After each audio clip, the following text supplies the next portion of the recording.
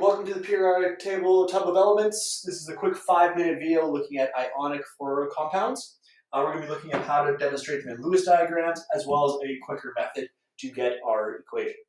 So when we're dealing with Lewis diagrams, first thing we're going to do is we're going to combine two different elements together. We're going to do a metal with a non-metal. So we're going to use sodium, so Na, and chlorine, Cl. So when we're combining these together with ionic compounds, we're looking at the charges. So we're going to display them in the Lewis diagram with electrons using dots. So what we have to do is we have to remember that these represent the number of electrons on the outermost shell of this element. So if we looked at sodium, it's in column number 1, so it means it would have 1 electron to deal with. Chlorine, if we look over here, is in row number 7. Sorry, column number 7, so we would have 7 electrons available to it. Now, because we have metals which tend to give up, which is our sodium, they tend to give up, they tend to have a positive charge. Chlorine, because it is a non-metal, it's further to the right, they tend to take electrons, and it's going to have a negative charge. Now, because there's only one spot available, it's only able to take 1 electron. Luckily for us, sodium only has 1 electron. So it will take it and apply it to balance out its shell. Sodium will lose its electron and it will go back to a full valence, which is the same as neon, which is the row before it, right? So it's here, it's moving back, its shell would be full, and now we would end up with NaCl. Right? So let's do a little bit of a more challenging example because we are short on time. Right? So we're going to do the same thing, but this time we're going to let's do magnesium and fluoride, just for fun. So we have magnesium, we have fluoride. Magnesium is in column 2, so we would have 2 electrons. Fluoride is in column 7, so it has 7. 1, 2, 3, 4, 5, 6, 7. And same thing.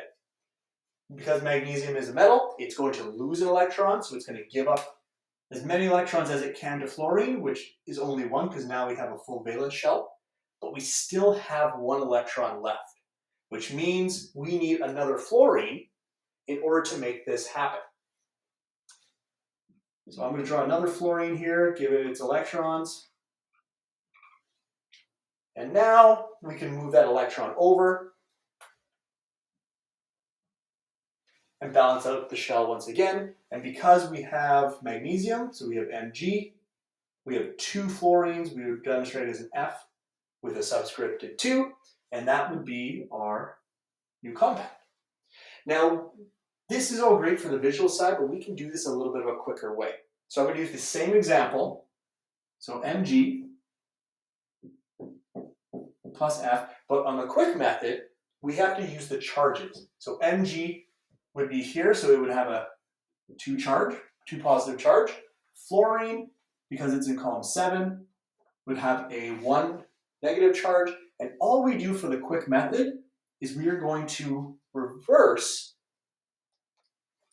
the charges. We're going to take this charge, move it here, take this charge, move it down here, and we end up with Mg1, F2, which matches our previous example. Okay? So, and we can do this combination for any possible version. So I'll do one more really quickly here just to make it really fast. So hopefully I can get it done in under a minute. Okay? So we're going to go carbon and oxygen. So carbon has 4, oxygen has 6. Okay? 2 electrons would go to oxygen, but we still have 2 left, which means we would need another oxygen for it to balance out, and we end up with CO2.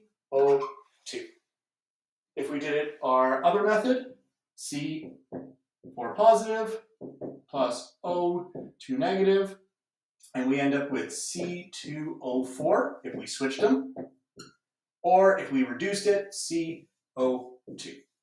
So, hope this video helped. If you have any questions, reach out to me. Have a great day, everybody.